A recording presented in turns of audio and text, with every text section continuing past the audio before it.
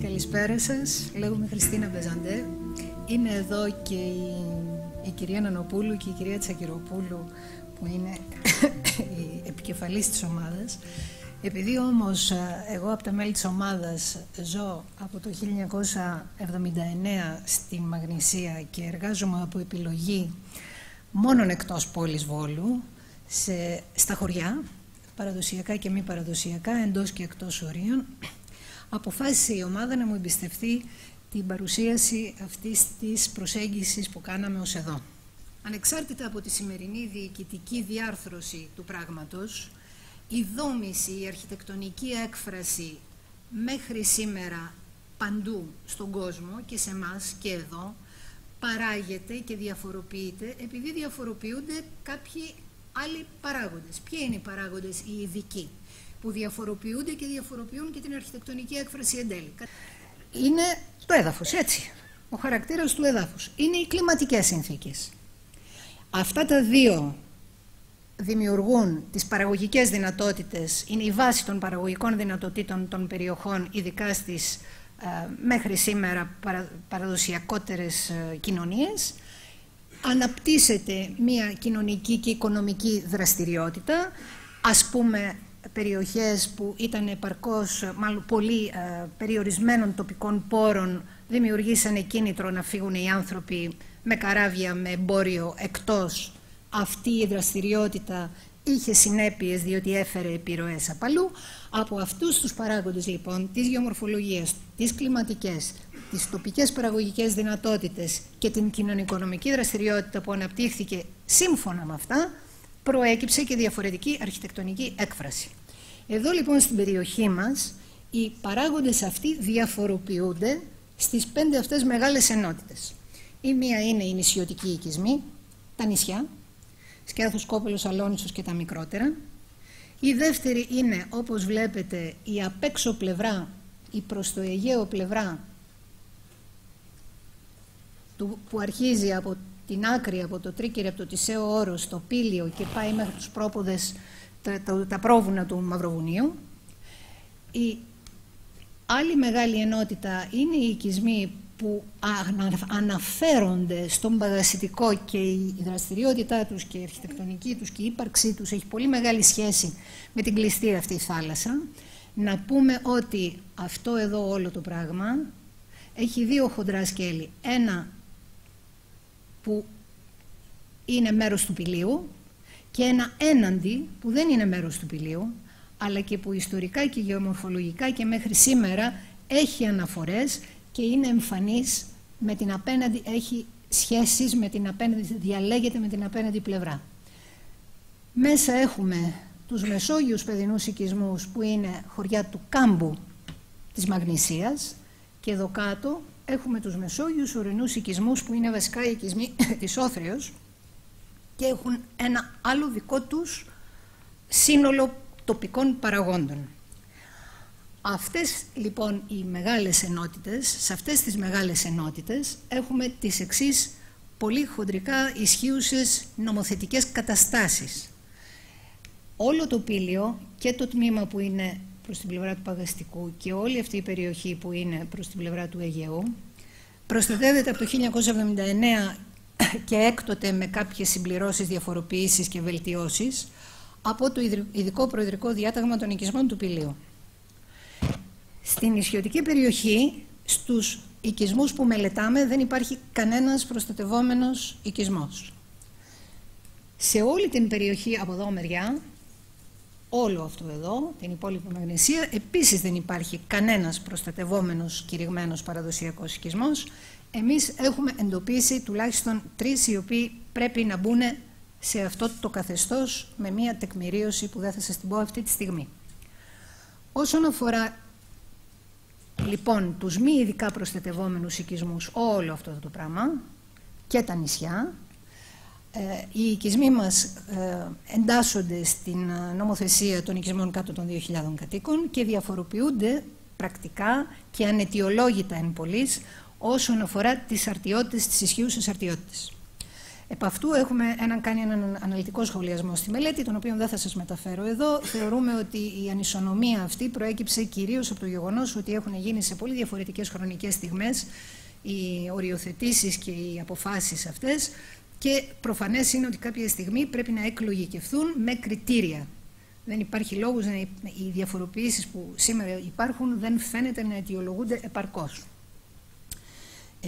Ένα άλλο μείζον ζήτημα, το οποίο είναι ζήτημα σε όλη τη χώρα όσο μπορούμε να γνωρίζουμε, είναι ότι οι οριοθετήσεις και των παραδοσιακών οικισμών και όλων των παραλιακών οικισμών των μη παραδοσιακών έχουν γίνει όλες με αποφάσεις νομάρχη και είναι νομοθετικά στον αέρα, θα όφυλαν να έχουν γίνει με προεδρικά διατάγματα. Είναι ένα μείζον ζήτημα που όσοι ασχολούνται με τα ζητήματα της νομοθεσίας λίγο το ξέρουν. Το Υπουργείο απασχολείται πολύ. Δεν νομίζω ότι έχει νόημα να επεκταθούμε εδώ τώρα. Συγγνώμη. Λοιπόν, πρώτη ενότητα προβληματισμού, τα όρια των οικισμών. Είπε η κυρία Διευθύντρια αρχικά ότι δυστυχώς ή ευτυχώς οι αρχιτεκτονικοί μας προβληματισμοί συνυπάρχουν με πολυδομικές πραγματικότητες. Αυτή την έκφραση χρησιμοποιήσατε και είναι πολύ χαρακτηριστική. Ναι, υπάρχουν πολυδομικές πραγματικότητες, η πρώτη εκ των οποίων και η σημαντικότερη κατά τη γνώμη μας είναι τα ισχύοντα όρια των οικισμών, και εδώ θα σχολιάσουμε ορισμένες κρίσιμες κατά την άποψή μας επισημάνσεις που δεν αφορούν μόνο τον οικισμό δείγμα που σας έχουμε εδώ εκάστοτε, αφορούν ομάδες ολόκληρες οικισμών από αυτούς που μελετήσαμε. Είναι χαρακτηριστικά δείγματα αυτά που σας δείχνουμε εδώ. Πρώτα-πρώτα, όπου έχουμε επεκτάσεις παιδινών παραλιακών οικισμών, αυτές είναι όπου γίνανε, παντού γίνανε. Με συγχωρείτε να πω μια κουβέντα, δεν συναντήσαμε εμείς οικισμούς που δεν έχουν οριοθετηθεί και οφείλουν να οριοθετηθούν με τα κριτήρια του νόμου, παρά μόνον ένας υποερώτηση. Άρα έχουμε όλους μας τους οικισμούς στη Μαγνησία οριοθετημένους. Λοιπόν, οι επεκτάσεις που γίνανε είναι σχεδόν όλες στη δεκαετία του 80, κατά κανόνα μετά το 1986, ελάχιστες μέχρι το 1990. Όπου οι οικισμοί ήταν παιδινοί παραλιακοί, επεκτάθηκαν πάρα πολύ στις γύρω ολοφώδεις εκτάσεις. Βλέπετε ότι αυτό εδώ το πράγμα είναι και τώρα αδόμητο. Αυτό εδώ το πράγμα είναι και τώρα αδόμητο. Αυτό εδώ το πράγμα είναι και τώρα αδόμητο. Εδώ, εν προκειμένου, το πατητήρι και η βότση στην Αλόνισσο επεκτάθηκαν τόσο πολύ. Η βότση νοτιοδυτικά και το πατητήρι βορειοανατολικά που ενωθήκανε. Ήταν δύο τελείως διακριτά χωριά. Αυτή τη στιγμή είναι πρακτικά ένα νομοθετημένο σύνολο, διότι δεν είναι ένας οικισμός. Είναι δύο χωριά και διάφοροι που είχαν οικόπεδα και χτίσανε γενικώς και εξακολουθούν να χτίζουν ή δεν χτίζουν ανάλογα με την οικονομική συγκυρία. Έχουμε αντίστοιχα παραδείγματα παραλιακού οικισμού, που δεν είναι εδώ η περίπτωση, που έχει ανεβεί κατά πάνω και έχει ενωθεί πρακτικά με τον υπερκείμενο οικισμό του οποίου αποτελούσε σκάλα. Αυτή είναι μια κατηγορία προβλημάτων επεκτάσεων, έντονη και σημαντική. Μια δεύτερη κατηγορία πολύ προβληματικών επεκτάσεων, εδώ είναι ένα κραυγαλαίο πια παράδειγμα, είναι η Κορόπη Μπούφα, οικισμός επί του Παγασιτικού του Πηλίου, όπου ένας οικισμός, που ο κανονικός οικισμός της Μπούφας ήταν και απάνω, είναι αυτό, ο παλιός οικισμός της Μπούφας. Επεκτάθηκε, όπως βλέπετε, σε μια τεράστια έκταση αυτή τη θάλασσα. Εδώ κάτω είναι υγροβιότοποι, εδώ κάτω κατεβαίνει το ρέμα που εκτονώνει το φράγμα Παναγιώτικο, το οποίο έχει δημιουργηθεί για την υδροδότηση όλου του Νοτιού Πηλίου. Αν καμιά στιγμή σπάσει το φράγμα, αυτός ο χήμαρος είναι ο αποδέκτης και η μισή Μπούφα κάτω, εδώ πέρα κάτω, αυτό εδώ όλο θα πνιγεί. Πρόκειται για επεκτάσεις οι οποίες οφείλουν να δώσουν λόγο πιθανώς και στη δικαιοσύνη. Μια τρίτη κατηγορία επεκτάσεων αφορά ορεινούς οικισμούς, εδώ είναι το Μούρεσι, οι οποίοι είχαν το Μούρεσι κατά παράδοση, είχε 2-3 μαχαλάδες. Είχε ένα μαχαλάδο πάνω, έναν δεύτερον εκεί, έναν τρίτον εκεί. Έγιναν λοιπόν οι επεκτάσεις, κοιτάξτε εδώ τι γίνεται. Αυτή είναι αδόμητη γη, συνεκτικών καλλιεργειών.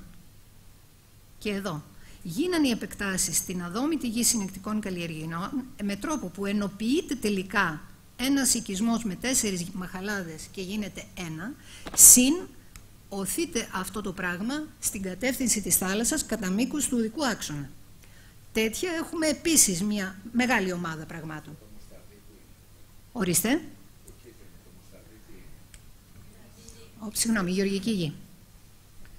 Λοιπόν, αυτή είναι άλλη ομάδα προβλημάτων. Καθένα από αυτά τα δείγματα είναι δείγμα. Από πίσω του υπάρχουν ευάριθμα ανάλογα, τα οποία μετρούν σε διψήφια νούμερα, δεν είναι μονοψήφια. Εδώ έχουμε μια τελείως ειδική περίπτωση. Πρόκειται για τον οικισμό Τρίκερη. Ο οικισμός Τρίκερη, ο παραδοσιακός οικισμός Τρίκερη, είναι εδώ στη φωτογραφία και είναι αυτό το ειδικότατο, κυκλοτερές και περίκλειστο οικιστικό σύνολο, του οποίου η εξωτερική σειρά των κτηρίων κάνει έναν συνεχή τοίχο που αγκαλιάζει όλο τον οικισμό. Λοιπόν, δείτε σας παρακαλώ πάρα πολύ το όριο του οικισμού αυτή τη στιγμή. Εάν αρχίσει και χτίζεται εδώ μέσα αυτό το πράγμα, που δεν χτίζεται γιατί το Τρίκερη δεν χτίζεται τόσο που να είναι γιατί το Τρίκερη είναι πάρα πολύ μακριά, είναι πολύ δυσπρόσιτο, δεν έχει τοπική οικονομική άνεση μεγάλη ο κόσμος και έχουμε μεμονωμένες ακόμα ή λιγοστές ακόμα φυτρώματα καινούριων πραγμάτων. Τότε θα αναιρεθεί το μόνο πράγμα που είναι οικονομικός πόρος και πολιτιστικός πόρος για αυτό τον τόπο, και είναι η δομή του Τρίκερη, η δομή του περίκλειστου συνεκτικού περιγεγραμμένου οικιστικού ιστού. Ορίστε. Ναι, του οχυρού, του κάστρου. Λοιπόν, αυτά είναι τα βασικά ζητήματα των οριοθετήσεων, τα οποία συμπληρώνονται από ένα άλλο πρόβλημα πολεοδομικού χαρακτήρα, και είναι το πρόβλημα της ένταξης μέσα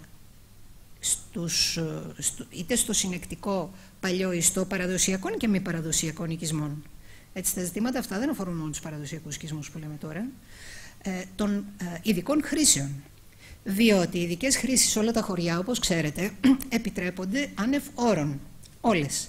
Αντιθέτως, στην εκτός σχεδίου δόμηση, στο πήλιο απαγορεύονται σχεδόν παντού, διότι θέλουν τελείως ειδική διαδικασία αδειοδότησης, η χωροθέτησή τους μιλώ, έτσι, όχι η οικοδομική τους άδεια.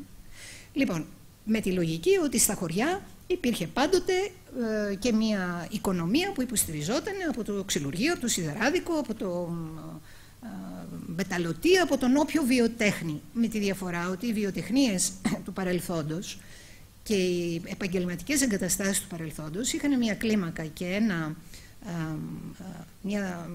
ένα μέγεθος δραστηριότητας, το οποίο ήταν πάρα πολύ περιορισμένο. Σήμερα, μία μονάδα ξυλουργείου, όπως 2-3 που έχουμε στο πήλιο παραδείγματος χάρη αυτή τη στιγμή, ή μία μεγάλη αγροτική αποθήκη, όπως έχουμε στα χωριά του Κάμπου, έχει μεγέθη τα οποία είναι τεράστια σε σχέση με την κλίμακα των φυσιολογικών κτηρίων των οικισμών, των κτηρίων κατοικίας. Δεν υπάρχει καμία μέριμνα μέχρι στιγμής και καμία ειδική πρόβλεψη, όχι για τους όρους δόμησης των ειδικών κτηρίων, αλλά για το επιτρεπτό της χωροθέτησής τους σε κάποιες θέσεις και σε κάποιες άλλες θέσεις των οικισμών, παραδοσιακών και μη παραδοσιακών. Και θα δούμε συνέχεια ορισμένα προβλήματα τα οποία προκύπτουν από αυτό το πράγμα. Εδώ λοιπόν τώρα, στα κρίσιμα φαινόμενα, πρέπει να πούμε και κάτι που αφορά τους απλούς αγροτικούς οικισμούς. Διότι βεβαίως ενδιαφερόμαστε κατά προτεραιότητα για τους παραδοσιακούς μας οικισμούς, επειδή αυτή είναι ο προφανής πλούτος. Με τη διαφορά ότι είπε η συναδέλφισσα, η Φραντζή προηγουμένως, ότι ενδιαφερόμαστε ή θέλουμε να ενδιαφερθούμε για βιώσιμους οικισμούς προορισμένους για βιώσιμες σύγχρονες κοινωνίες. Και οι σύγχρονες κοινωνίες δεν είναι αυτές που ζουν μόνο στους παραδοσιακούς οικισμούς. Θα δούμε παρακάτω ότι με πληθυσμιακό κριτήριο, στη Μαγνησία που έχει ένα σημαντικό αριθμό παραδοσιακών οικισμών λόγω του πηλίου, οι άνθρωποι που ζουν σε μη παραδοσιακούς οικισμούς είναι άλλοι τόσοι. Ο δε αριθμός των μη παραδοσιακών οικισμών είναι πολύ μεγαλύτερος από τους παραδοσιακούς, θα το δούμε στη συνέχεια. Εδώ λοιπόν στη Βρύνενα, που είναι ένας κοινός αγροτικός ορεινός οικισμός, βλέπετε ότι έχει γίνει μία επέκταση. Δείτε εδώ, αυτό είναι άδειο, εντελώς άδειο. Εδώ είναι άδειο. Εδώ πέρα, δείτε εδώ μέσα, εδώ είναι το ρέμα. Εδώ μέσα είναι άδειο. Και κοιτάξτε το τοπίο. Το τοπίο αυτό δεν είναι το υψηλό δάσος με τις τεράστιες ρεματιές του πηλίου. Και η μισή μας Ελλάδα είναι κάπως έτσι. Είναι χαμηλό δάσος, είναι δασικές εκτάσεις, είναι μεγάλες καλλιέργειες ήρεμες, είναι ελαιώνες συνεκτικοί, οι οποίοι δεν προστατεύονται από την άποψη του τοπίου από καμία πτυχή της νομοθεσίας. Η νομοθεσία μας δεν περιλαμβάνει πουθενά οποιαδήποτε ένδειξη ότι αξιολογεί καν αυτό τον πλούτο ως τοπίο προς προστασία. Αυτό για την δική μας, κατά τη δική μας αντίληψη και άποψη ως μελετητικής ομάδας, είναι ένα μείζον ζήτημα το οποίο πρέπει να συμπληρωθεί, ή με την ευκαιρία αυτών των μελετών μπορεί να γίνει τουλάχιστον ένα ξεκίνημα όσον αφορά την άμεση περιοχή των οικισμών που μελετάμε.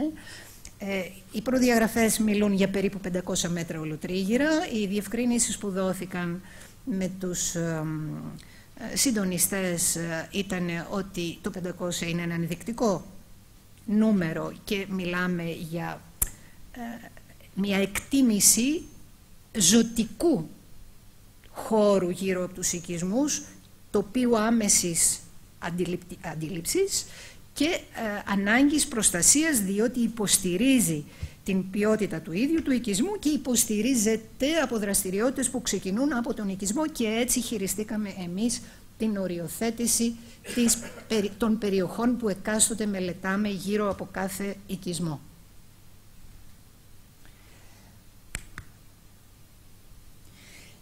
Τώρα, μέσα στις ενότητες που σας έδειξα προηγουμένως και στις υποενότητες που δεν θα σας δείξω γιατί δεν έχει νόημα, μελετήσαμε πια ορισμένους οικισμούς, τους οποίους θεωρήσαμε ότι αποτελούν αντιπροσωπευτικό δείγμα της ενότητας ή της υποενότητας. Και ήταν τα κριτήριά μας για να ορίσουμε αυτό το δείγμα. Το κριτήριό μας ήταν ότι ορισμένοι οικισμοί παρουσιάζουν μια εξαιρετικά υψηλή κληρονομημένη αξία του οικιστικού ιστού και της αρχιτεκτονικής τους ποιότητας. Παρουσιάζουν ένα ή περισσότερα από τα κριτήρια αυτά. Κάποιοι άλλοι παρουσιάζουν κληρονομημένη ιδιαίτερη αξία του τοπίου και ποιότητα του τοπίου. Κάποιοι άλλοι έχουν ιδιαίτερη εγκύτητα ή με το Βόλο και τα μικρότερα κάπως αστικά κέντρα ή με τη θάλασσα, ή συνδυασμό αυτών των παραγόντων. Επειδή όσοι παρουσιάζουν κάποια από αυτά ή συνδυασμό των παραγόντων αυτών εμφανίζουν την εξής λογική συνέπεια: οι οικιστικές πιέσεις σε αυτούς είναι μεγαλύτερες και έχει ήδη αναπτυχθεί τις τελευταίες δεκαετίες έχουν αναπτυχθεί ισχυρότερη, η δόμηση είναι μεγαλύτερη. Αυτό έχει σαν αποτέλεσμα να έχουμε απτά αποτυπώματα στο χώρο της επάρκειας και των αδυναμιών του θεσμικού μας πλαισίου. Δηλαδή δεν μπορώ να δω τις ανεπάρκειες και τα καλά του θεσμικού πλαισίου και που δεν υπάρχει δόμηση ή που η δόμηση είναι περιορισμένη.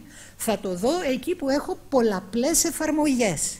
Πολλαπλές εφαρμογές λοιπόν έχουμε όταν υπάρχουν κάποια από τα κριτήρια αυτά, ένα ή περισσότερα. Με αυτόν τον τρόπο λοιπόν επιλέξαμε τους οικισμούς δείγματα σε κάθε ενότητα και υποενότητα και μελετήσαμε περαιτέρω τα πράγματα. Εδώ εν προκειμένου η εικόνα είναι από τη Μακρινίτσα που έχει επιλεγεί ως οικισμός δείγμα στην υποενότητα στην οποία ανήκει. Σας είπα προηγουμένως για τους κοινούς και τους προστατευόμενους οικισμούς. Δείτε σας παρακαλώ την αριθμητική σχέση στον νομό και δείτε και την πληθυσμιακή σχέση στον νομό των μονίμων κατοίκων. Ναι, μεν οι παραδοσιακοί οικισμοί το καλοκαίρι ξέρουμε ότι, τεκμέρουμε ότι δέχονται πολύ κόσμο, αλλά σας διαβεβαιώ ότι ένας πολύ μεγάλος αριθμός από τους μη χαρακτηρισμένους και μη προστατευόμενους καθιονδήποτε τρόπον λοιπούς οικισμούς, ειδικά αυτούς που βρίσκονται στη δυτική αγκάλη, στη δυτική πλευρά του Παγασιτικού, δέχονται επίσης πάρα πολύ κόσμο και, εν πάση περιπτώσει, η ποιότητα ζωής όσον αυτή επηρεάζεται από την ποιότητα του οικισμένου χώρου και του γύρω τοπίου, ίδια δικαιώματα έχουν και οι μεν και οι δε, πολίτες της ίδιας χώρας είναι. Και εκεί θα μου επιτρέψετε να διαβλέψω μία μικρή διαφοροποίηση της οπτικής του Υπουργείου, όπως εκφράστηκε από την κυρία Μουρμούρη, και της οπτικής του Συλλόγου, όπως εκφράστηκε από τη συναδέλφισσα τη Φρατζή προηγουμένως. Διότι η κυρία Μουρμούρη είπατε αρχικά ότι θέλουμε να δούμε, να μελετήσουμε οπωσδήποτε τους παραδοσιακούς μας οικισμούς και να δούμε κάπως και τους υπόλοιπους οικισμούς. Ενώ αντιθέτως η συνάδελφος η Φρατζή σαφώς μίλησε για ποιότητα στους οικισμούς, για μια βιώσιμη κοινωνία του μέλλοντος. Θέλω να ελπίζω ότι ήταν μάλλον τυχαία η βαρύτητα, ας πούμε, ότι δεν αντιστοιχεί στη βαρύτητα που θα θέλατε, γιατί εμείς ως μελετητική ομάδα κρίνουμε ότι έχουμε ευθύνη να εξασφαλίσουμε μια ποιότητα στο σύνολο των οικισμών. Οι παραδοσιακοί μας οικισμοί βεβαίως είναι πιο σημαντικοί, δεν χωράει αμφιβολία, για ποικίλους λόγους, πολιτιστικούς, οικονομικούς και όχι μόνο, αλλά από την άποψη της ισοπολιτείας και των δικαιωμάτων των κατοίκων αυτού του τόπου να έχουν ένα επίπεδο ποιότητας όπου και να ζουν, νομίζω ότι έχουμε ευθύνη για το σύνολο. Ερχόμαστε τώρα στο δεύτερο άξονα θεμάτων, πρωτεύοντα τυπικά χαρακτηριστικά της αρχιτεκτονικής φυσιογνωμίας των οικισμών. Εκεί πάλι θα μας επιτρέψετε να μην ξεχωρίσουμε καταρχήν τους παραδοσιακούς οικισμούς από τους μη παραδοσιακούς. Θα εξειδικεύσουμε για τους παραδοσιακούς μετά, γιατί θεωρούμε ότι η τυπική και ιδιαίτερη αρχιτεκτονική όλων των οικισμών του πλανήτη εκφράζεται πρωτίστως από το συνδυασμό 4 παραγόντων στη δόμηση. Ο πρώτος παράγοντας είναι η πυκνότητα και η διάταξη των κτηριακών όγκων στο φυσικό ανάγλυφο. Σε κάθε τόπο η πυκνότητα με την οποία έχουν χτίσει οι άνθρωποι απάνω στη γη, στο έδαφος, είναι συγκεκριμένη και είναι διαφορετική ανάλογα με τα γεωμορφολογικά, κλιματικά και παραγωγικά δεδομένα του τόπου τους. Και η διάταξη που κάνουν των κτηρίων απάνω στο έδαφος επίσης. Θεωρούμε λοιπόν ότι η πυκνότητα και η διάταξη είναι πάρα πολύ σημαντική παράμετρος που χαρακτηρίζει την αρχιτεκτονική κάθε τόπου. Ένα δεύτερο πράγμα είναι η κλίμακα των κτηρίων, το απόλυτο μέγεθός τους, τόσο σε κάτωψη όσο και σε ύψος. Εδώ θέλω να ξεκαθαρίσουμε το εξής πράγμα. Η αρχιτεκτονική των χωριών μας, και όχι μόνο βέβαια, αλλά για τα χωριά μας μιλάμε τώρα, μέχρι και το Δεύτερο Παγκόσμιο Πόλεμο και λίγο μετά, είναι η αρχιτεκτονική στην περιοχή της Μαγνησίας της πέτρας σε συνδυασμό με ξύλο και εν συνεχεία του τσιμεντόλιθου και του τούβλου του συμπαγούς, δεν έχουμε πληθόχτιστα στη Μαγνησία, δηλαδή η αρχιτεκτονική των φερόντων τυχωμάτων. Το οπλισμένο σκυρόδεμα, το οποίο χρήση γενικεύτηκε αργότερα, απάλαξε τον οικοδομούντα, δεν θα πω τον αρχιτέκτονα, από τον περιορισμό του φέροντος, της τεχνολογίας του φέροντος τυχώματος. Υπάρχει σκελετός με υποστηλώματα, δοκούς, πλάκες και στοιχεία πλήρωσης. Μέχρι τότε η πλήρωση και η φέρουσα κατασκευή ταυτίζονται. Ως εκ τούτου, η κλίμακα που μας κληροδοτήθηκε είναι σε ένα εύρος, σε ένα φάσμα μεγεθών, είναι η κλίμακα που επέτρεπε η τεχνολογία των φερόντων τοιχωμάτων και η δομή των όγκων των κτηρίων, και στο ύψος ισχύει αυτό. Η δε δομή των όγκων των κτηρίων, που είναι το επόμενο πολύ σημαντικό κριτήριο, η στερεομετρική διάπλαση των κτηριακών όγκων, και αυτή μας ήρθε από την τεχνολογία των φερόντων τοιχωμάτων, και γι' αυτό έχουμε απλούς όγκους σε μια σειρά παραλλαγών του ορθογώνιου παραλληλεπιπέδου. Αυτοί οι παράγοντες, συμπληρούμενοι από την επιστέγαση και επικάλυψη των κτηρίων, που σε κάθε περιοχή αυτό είναι συνάρτηση πολύ συγκεκριμένων διαθέσιμων επιτόπου υλικών, είναι η τετράδα των χαρακτηριστικών κάθε τοπικής αρχιτεκτονικής.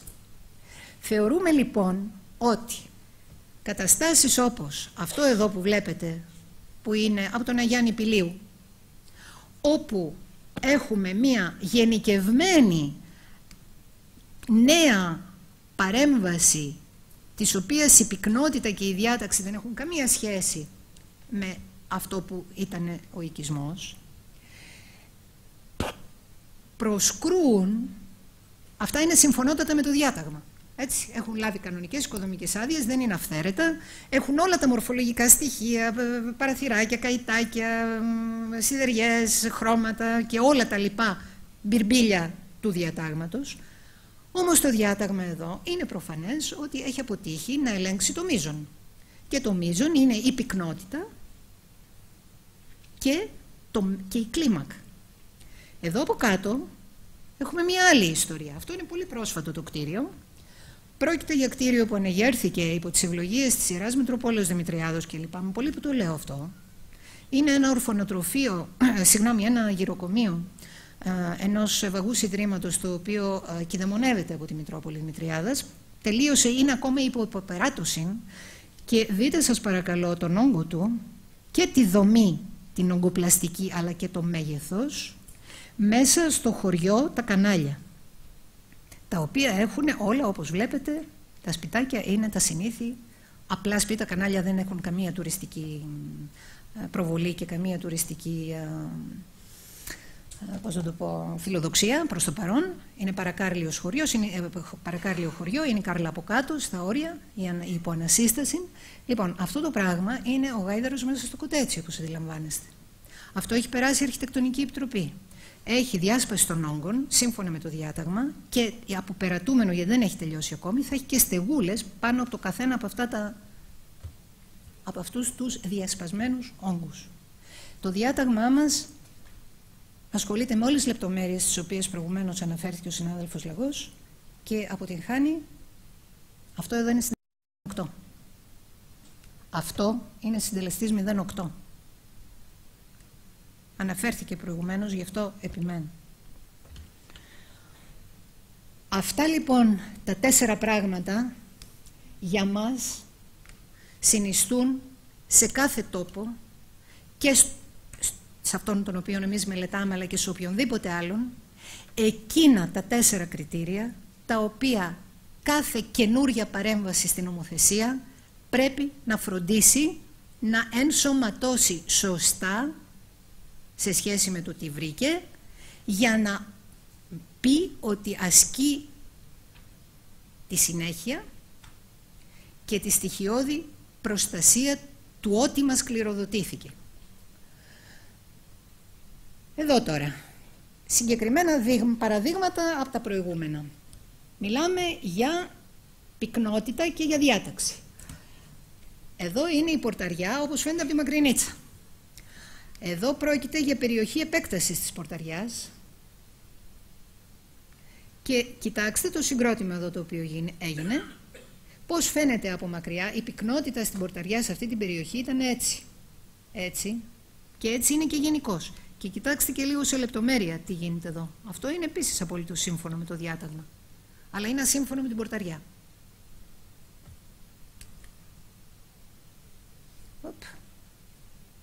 Τι έγινε εδώ, τι έκανα.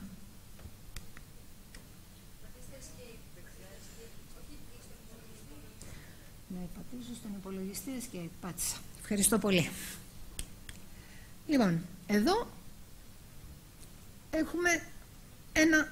έρχομαι τώρα λίγο ειδικότερα στους παραδοσιακούς οικισμούς.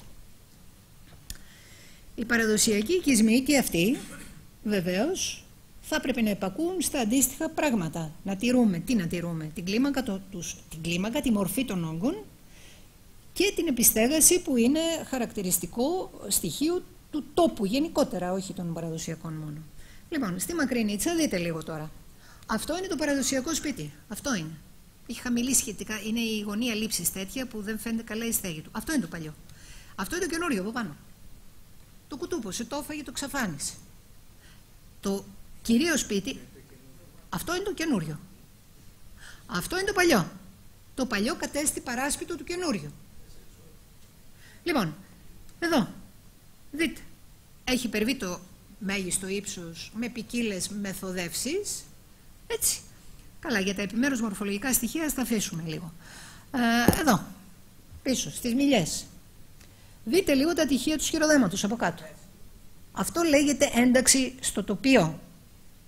Δηλαδή, στις μιλιές που είναι και ειδικώς προστατευόμενο και το τοπίο, αυτό λέγεται ένταξη στο τοπίο. Δεν είναι αυθαίρετα αυτά. Έτσι, δεν είναι αυθαίρετα. Διότι επειδή υπάρχουν μεγάλες, κοιτάξτε να δείτε, δεν είναι έτσι. Επειδή δουλεύω πάρα πολλά χρόνια ως ελεύθερος επαγγελματίας αρχιτέκτονας. Επειδή υπάρχουν ισχυρές κλίσεις, το διάταγμα προβλέπει ότι όταν έχεις κλίση, έχεις ύψος άνω του 1,80, ζητάς ειδική έγκριση από την Αρχιτεκτονική Επιτροπή και την παίρνεις, διότι η κατά παράδοση είναι αρχιτεκτονική. Δεν είχε ποτέ ένα τέτοιο γομάρι κτίριο να το καλύψει με 10 διαδοχικές αυλές. Είχε ένα πολύ μικρότερο απόλυτου μεγέθους κτίριο, του οποίου η αυλή δεν χρειαζόταν να είναι τόση και να είναι και 3 αυλές σε 3 διαδοχικές στάθμες. Δεν χρειαζόταν. Τώρα, από τη στιγμή που οι όροι δόμησης σου επιτρέπουν αυτή την κλίμακα μεγέθους του κτίσματος, η Αρχιτεκτονική Επιτροπή βεβαίως εγκρίνει και τα τυχεία.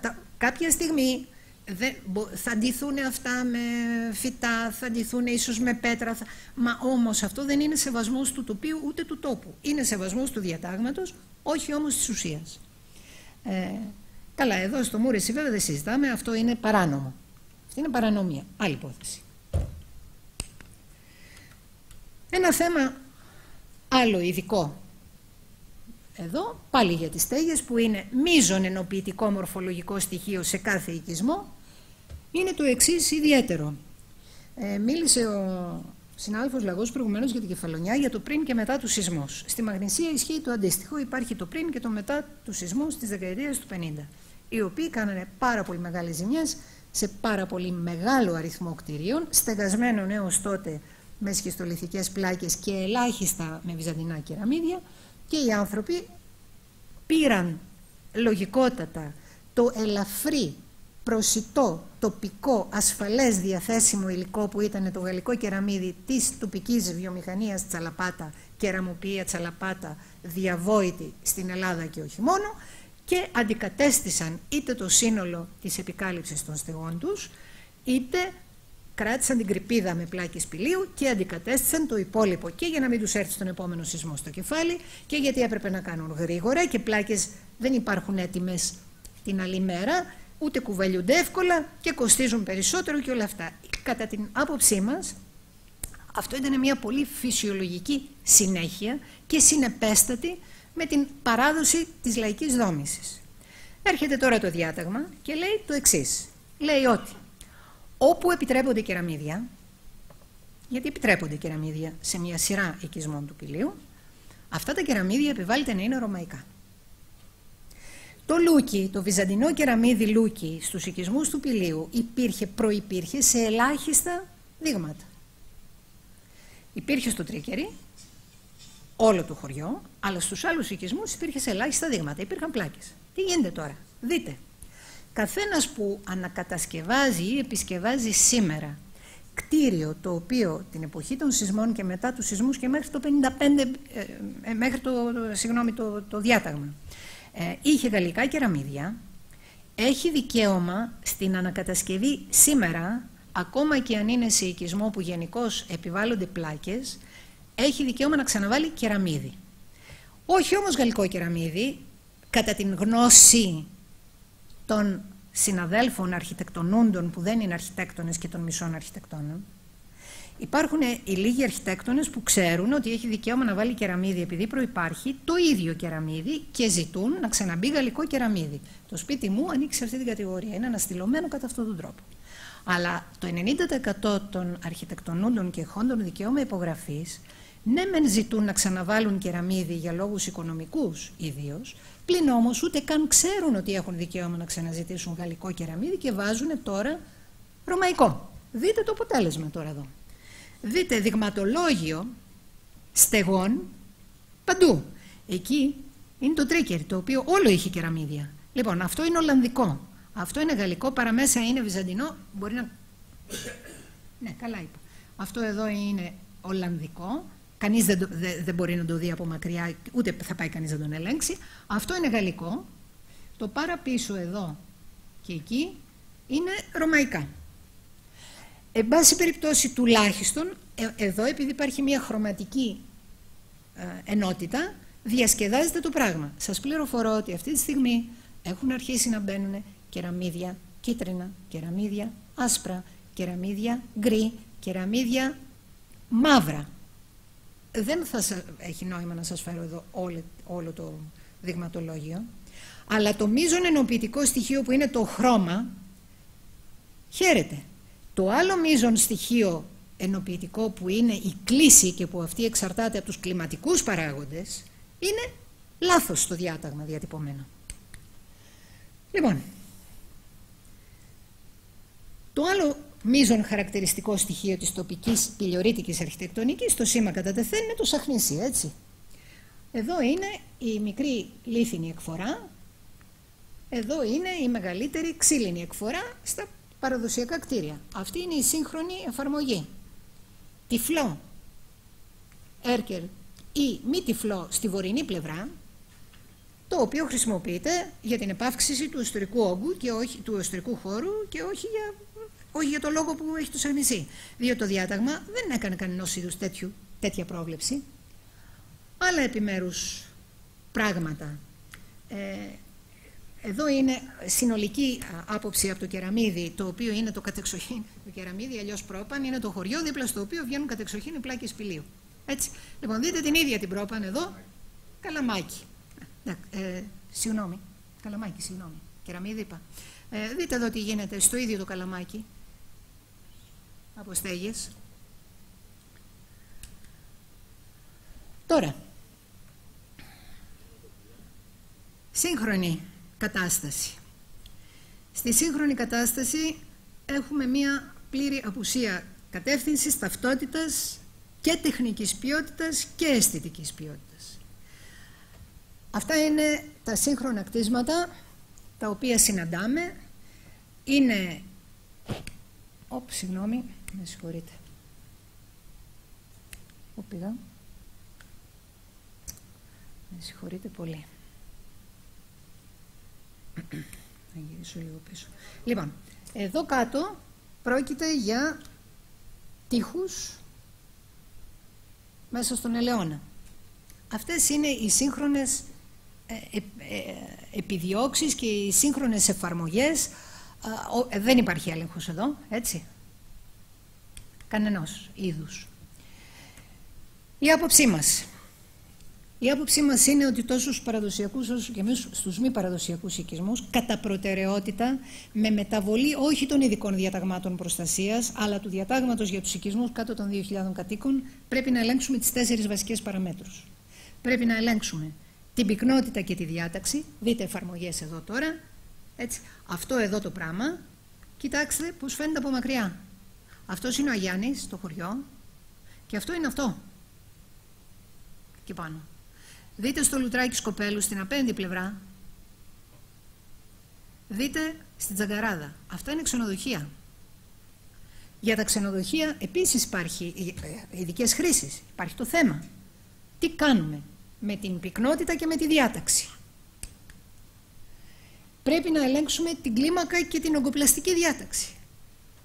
Είναι το παράδειγμα που σας έδωσα προηγουμένως από το γυροκομείο στα κανάλια. Αν ελέγξουμε αυτά τα πράγματα, τότε μπορούμε να έρθουμε σε κάποια ζύγια. Δείτε εδώ, αυτός είναι ο Δρυμών, είναι παραδείγματα από το Δρυμώνα, που είναι ένας κοινός μη παραδοσιακός, ο ημιορεινός αγροτικός οικισμός στην Όθρη. Δείτε αριστερά τι χτίζει ο κόσμος. Αυτή είναι η κατασκευή του μπετού, η κατασκευή του κοινού μάστορα και του κοινού μελετητή, που δεν είναι, μπορεί να είναι αρχιτέκτονας, δεν είναι αναγκαίο να μην είναι αρχιτέκτονας. Έτσι. Δείτε πώς ήταν τα παλιά κτίρια, το παλιό κτίριο που έχει δεχθεί διάφορες προσθήκες, φυσικά και στέγαστρα κλπ. Για να λειτουργήσει. Και εδώ είναι μια προσπάθεια, αυτή είναι από αρχιτέκτονα, να κρατήσει από την παράδοση εντός εισαγωγικών ένα βασικό πράγμα, τον όγκο. Μια καθαρή, τέλος πάντων, μορφή. Έχει ενσωματώσει τους ημιυπαίθριους, έχει κάνει μια προσπάθεια, εν πάση περιπτώσει, να μην είναι αυτό το τραλαλά. Αυτό είναι ένα παράδειγμα άλλο από το Αχίλιο. Το Αχίλιο είναι παραλιακός οικισμός στη δυτική πλευρά του Παγαστικού, λιμάνι με πολύ μεγάλες πιέσεις τουριστικές, διότι έχει κάνει μια εξαιρετική υποδομή ελιμενισμού και πηγαίνουν δεκάδες ιστιοφόρα τα οποία παρκάρουν εκεί για να γλιτώσουν τα έξοδα του λιμανιού του Βόλου και περνάνε από εκεί στη Σκιάθου που είναι πολύ κοντά. Λοιπόν, αυτό είναι το τυπικό παλιό σπίτι. Αυτά είναι τα τυπικά καινούργια κατασκευάσματα όπου του οικισμού, και εδώ είναι, αυτό είναι βέβαια υψηλού εισοδήματος, όπως καταλαβαίνετε. Προσπάθεια τήρησης κάποιων βασικών αρχών όγκου και κάποιων μορφολογικών στοιχείων δανεισμένων από την απέναντι πλευρά, αλλά εν πάση περιπτώσει σίγουρα δεν είναι αυτό και αυτό το πράγμα. Εδώ τώρα είμαστε στο Καμάρι.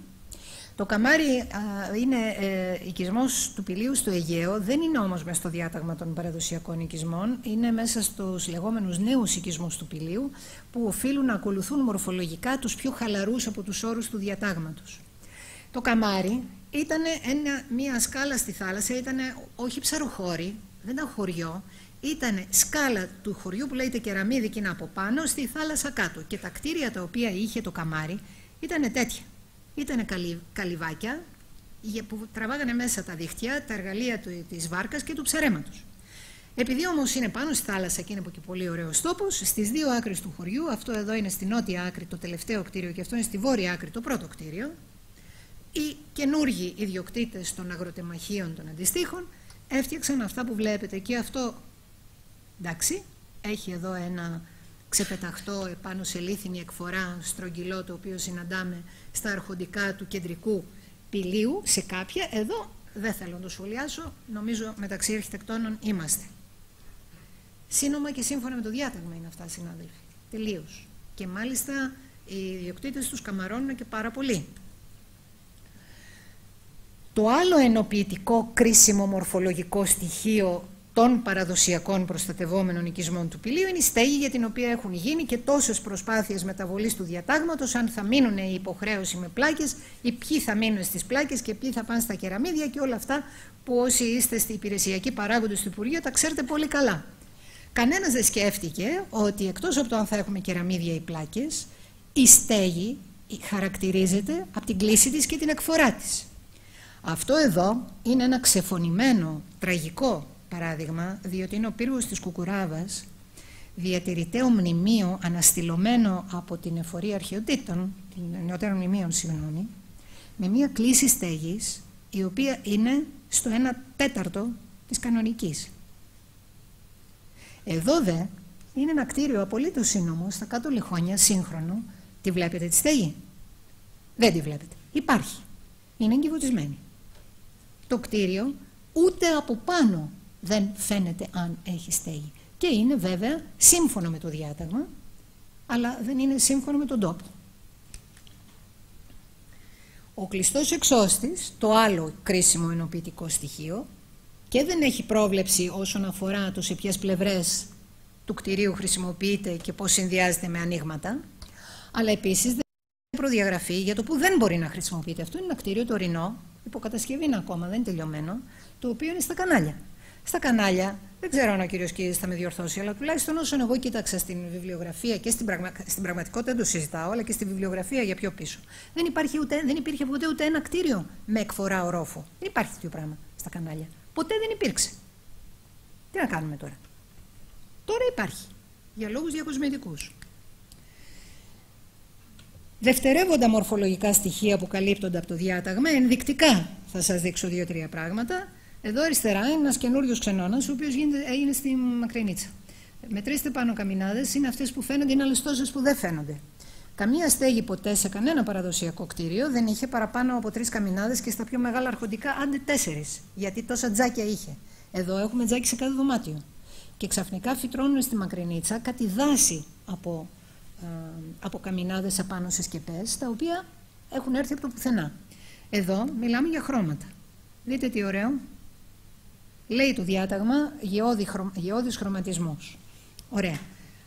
Την ώρα που πάει ο έλεγχος, ας πούμε ότι είναι γεώδης ο χρωματισμός. Αυτό το ωραίο καναρινί πιθανώς έγινε μετά.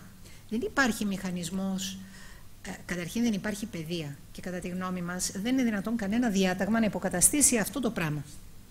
Τελειώνουμε. Ειδικά θέματα, ρημοτομικά σχέδια παλιά, τα οποία είναι πλήρως αναντίστοιχα με τον οικιστικό ιστό ή και με άλλα πράγματα όπως υγροβιότοποι και δεν συμμαζεύεται. Εδώ είναι παράδειγμα από την Αργαλαστή. Άλλο ειδικό θέμα. Κατασκευές υπό την ευθύνη και την αιγίδα της Εκκλησίας. Μακρινίτσα, αυθαίρετα μπροστά στο παλιό νεκροταφείο του. Έχει 3-4 Μακρινίτσα, δεν θυμάμαι πώς το λένε τούτο εδώ. Στον Άγιο Λαβρέντη. Το παλιό καλντερίμι εξαιρετικής ποιότητας και ο παλιός μαντρότυχος έχουν καπακωθεί από μία πλάκα σκυροδέματος και ένα τυχείο εδώ για να δημιουργηθεί από πάνω, να διευρυνθεί η πλατεία. Εδώ, αυτό εδώ, είναι ένα φιλανθρωπικό ίδρυμα με έδρα την Κοζάνη, το οποίο και υπό την αρμοδιότητα και αυτό της Μητρόπολης έχει χτίσει παιδικές κατασκηνώσεις στο πηγάδι Πτελεού. Αυτή είναι η γενική εικόνα. Εκεί απάνω, δεν ξέρω αν το βλέπετε, είναι στημένο αυτό. Εντάξει. Δεν υπάρχει πουθενά, δεν προστατεύεται το πηγάδι του Φτελιού. Όχι, τελειώσαμε. Εδώ είμαστε, προτάσεις. Λοιπόν, κατά τη γνώμη μας, μέτρα άμεσης εφαρμοσιμότητας για μια αρχιτεκτονική η οποία θα είναι ανοιχτή στο μέλλον και θα σέβεται το παρελθόν. Πρέπει να μπουν όρια στην επιτρεπόμενη πυκνότητα στη δόμηση, τα οποία να σχετίζονται με τον προϋφιστάμενο ιστό των οικισμών τους οποίους αφορούν. Πρέπει να γίνει όριο στο μέγεθος των νέων κτηρίων κατοικίας που να είναι συμβατό με το προϋφιστάμενο τυπικό μέγεθος αναχωρική ενότητα. Δεν είναι το ίδιο στην Κυκλάδα και ξέρω εγώ, στους οικισμούς του Πηλίου. Επίσης πρέπει να μπει ένα προσωρινό τουλάχιστον όριο στο μέγεθος των νέων ειδικών κτηρίων, μέσα στους οικισμούς μιλάμε, έως ότου γίνει δυνατή η χωροθέτηση υποδοχέων ειδικών χρήσεων αναχωρική ενότητα ανάλογα με το τι ζητάει η παραγωγική βάση των οικισμών. Τουλάχιστον μέχρι τότε όμως πρέπει να μπει ένα προσωρινό όριο. Δεν μπορεί να είναι ο γάιδαρος μέσα στο κοτέτσι. Δεν γίνεται. Και τέλος πρέπει η νομοθεσία να καταδείξει και να αναδείξει ρητά τη διαφύλαξη του τρόπου επιστέγασης του χαρακτηριστικού όποιος είναι σε κάθε περιοχή, ως βασικού ενοποιητικού μορφολογικού στοιχείου. Για μας, όλος ο προβληματισμός περί κυρίαρχης τυπολογίας που νομιμοποιούμαστε ή δεν νομιμοποιούμαστε επιστημονικά να τον προκρίνουμε και να τον επιβάλλουμε, για μας αυτή η συζήτηση στερείται νοήματος. Εμείς λέμε ότι έρχεται αυθεντικό από το παρελθόν πρέπει να διατηρείται ως έχει εν της πράγμαση και χωρίς μαϊμουδιές και μεταβολές. Όλα τα άλλα πρέπει να υποτάσσονται μόνο στις βασικές αρχές, που οι βασικές αρχές βέβαια οφείλουν να έχουν συγκεκριμένη σχέση με αυτά που μας κληροδότησε το παρελθόν όσον αφορά τα μεγέθη. Για εμάς μας βρίσκει τελείως αντίθετος η άποψη που διατυπώθηκε ότι οι νεωτερικές κατασκευές πρέπει να αποβάλουν το δίθεν σύγχρονο και να πειθαρχήσουν στην προσπάθεια αποκατάστασης των παλιών, ειδικά όταν μιλάμε για ερειπιώδη κατάλοιπα όπως προηγουμένως, διότι αυτό για μας είναι το ψεύδο-παραδοσιακό και δεν είναι ο ομφάλιος λόρος της ιστορικότητας. Και εδώ η τελευταία μας διαφάνεια, ένα μικρό σχόλιο για τις ανανεώσιμες σήμερα τις τεχνολογίες ανανεώσιμων πηγών ενέργειας. Θεωρούμε ότι στο επίπεδο που βρίσκεται σήμερα η τεχνολογία όσον αφορά τα πάσης φύσεως ηλιακά συστήματα, τι έκανα, το σβήσα. Δεν ξέρω πώς μπορώ να το επαναφέρω. Να το. Δείτε τις εφαρμογές επιστεγών. Αν αυτό το πράγμα το φανταστούμε να γενικεύεται, χαθήκαμε. Έως ότου βγούνε ή εύκαμπτα φωτοβολταϊκά ή φωτοβολταϊκά που θα είναι κουρτίνες ή δεν ξέρω εγώ τι άλλο, θεωρούμε ότι προς το παρόν θα ισχύσει αυτό. Δηλαδή δεν μπορούμε να λέμε να απαγορεύσουμε τη χρήση στους πολίτες, ναι, αλλά δεν μπορούμε και να επιτρέψουμε την καταστροφή του οικιστικού τοπίου, επειδή η σημερινή τεχνολογία που παρέχεται στην Ελλάδα προς το παρόν δεν μας δίνει κατάλληλες λύσεις προστασίας. Αυτό είναι το μοναδικό δείγμα ανεμογεννήτριας που εντοπίσαμε στην περιοχή μας, είναι στη Δράκη, αμέσως στο χωριό. Περπατώντας είδαμε πρώτα τη σκιά του επάνω στον απέναντι τοίχο. Αυτή είναι μια οικιακή ανεμογεννήτρια. Κενό νομοθεσίας. Σας ευχαριστώ πάρα πολύ. Και εμείς ευχαριστούμε πολύ.